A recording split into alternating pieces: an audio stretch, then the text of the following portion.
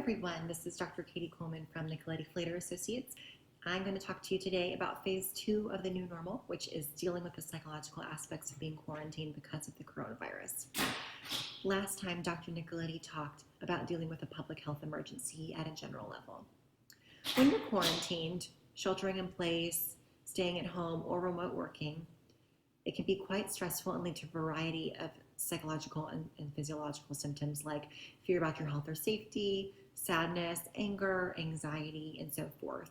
There might be some separation from family and friends, boredom, fatigue because of lack of stimuli, guilt about being unable to work or support others, etc.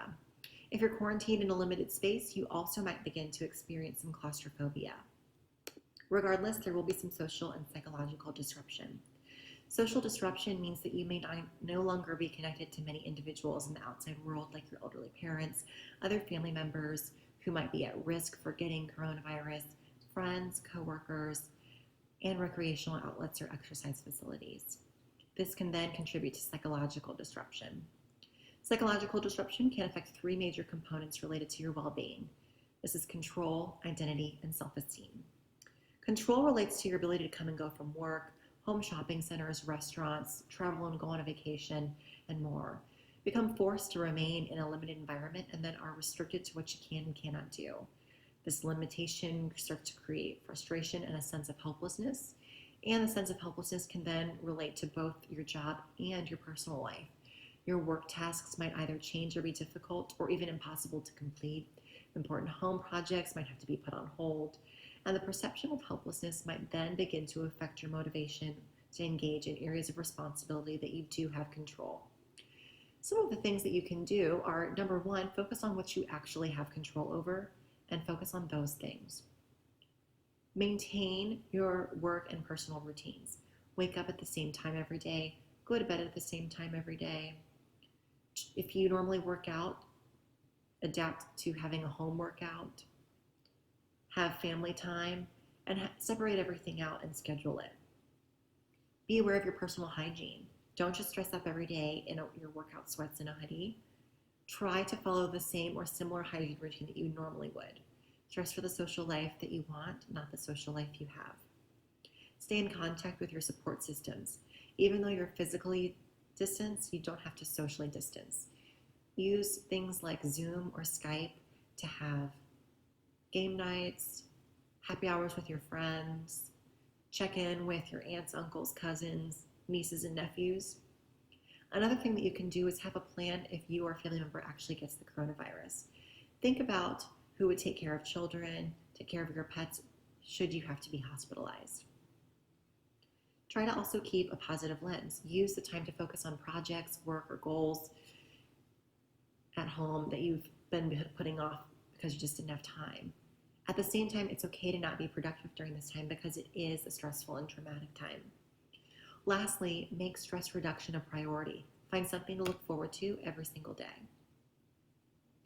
The second thing is identity. Identity relates to the labels that we give ourselves or other people give us.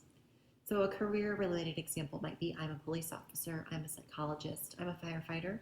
Personal examples might be I am a mom, I am a coach, marathon runner, Catholic.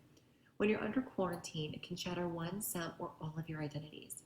If you only have one identity that becomes shattered, you'll experience an emotional crisis.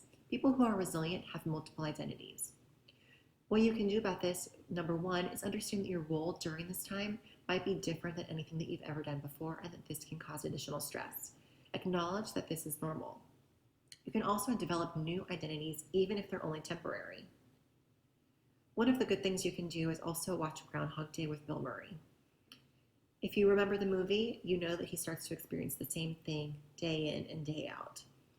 He starts out by not accepting his current state, which leads to a lot of misery. But once he embraces the dilemma, he's able to function without undue negative emotions until the day has ended. The important message is that there's nothing to be gained by fighting your circumstances. You just have to make the best out of an unpleasant situation. It's really important to identify coping strategies for both you and your family. And lastly, respond to the quarantine as if you're a survivor and not a victim. You might have to utilize all of your coping resources. The last category of social and psychological disruption is self-esteem. This relates to how you think and feel about yourself. It's basically the statements and self-talk that goes on inside your head. This is one of the hardest issues that you're going to face. How do you balance feeling good about yourself when you're having a difficult time adjusting to your new role and duties, or they don't seem to be as important as your real job?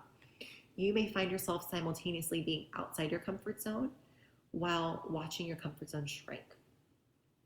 Being thrown into remote working for some of you might be foreign and outside of your comfort zone. Simultaneously, you can have your comfort zone shrinking because you're quarantined and doing same things over and over. Either way, your self-concept will be negatively affected. Some of the things that you can do, number one, is make it a task to daily push against the boundaries of your comfort zone by doing something that's outside of it. Take small steps.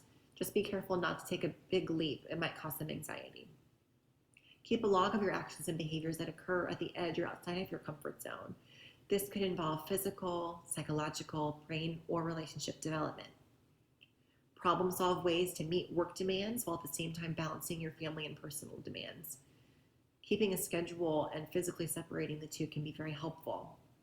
Take advantage of your agency's psychological services. Most agencies and insurance companies are offering telehealth now.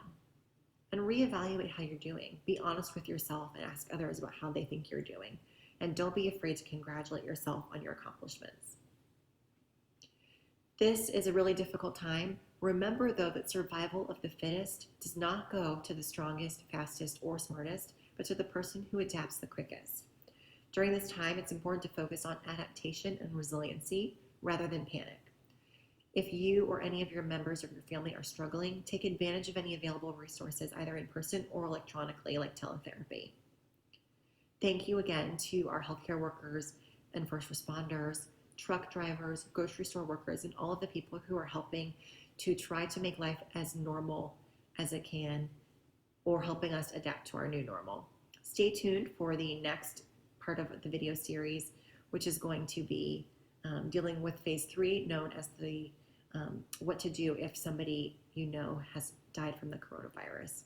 Be safe, be healthy, and have a great day.